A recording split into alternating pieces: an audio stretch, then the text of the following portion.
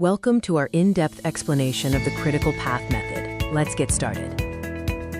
We will explore what CPM is and how it's used for effective project planning. Project timelines can be challenging, often leading to deadline delays. Clear planning is essential. CPM is a powerful planning tool to identify the longest sequence of tasks. Let's look at the various industries where CPM is widely used.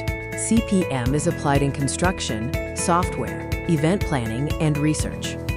CPM is built on activities, dependencies, and task duration. Activity is a specific work task, dependency is the order, and duration is the time. There are 5 key steps to identifying the critical path in a project. These steps include identifying tasks, sequencing, estimating duration, diagramming, and calculating. A network diagram helps visualize task dependencies and project flow.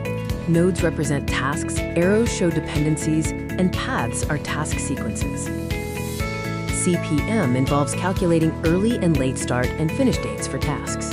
Forward pass calculates early dates. Backward pass calculates late dates. Float or slack time is the difference between late and early dates. Total float impacts project end.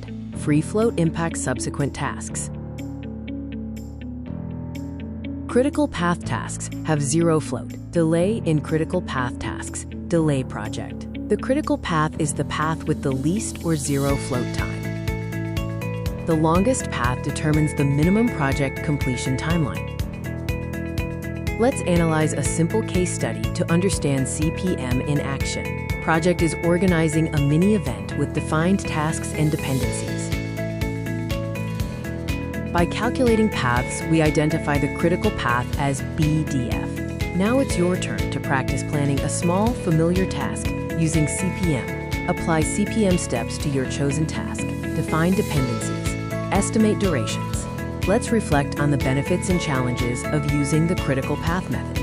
CPM helps manage risks and provides proactive timeline management, but challenges may arise.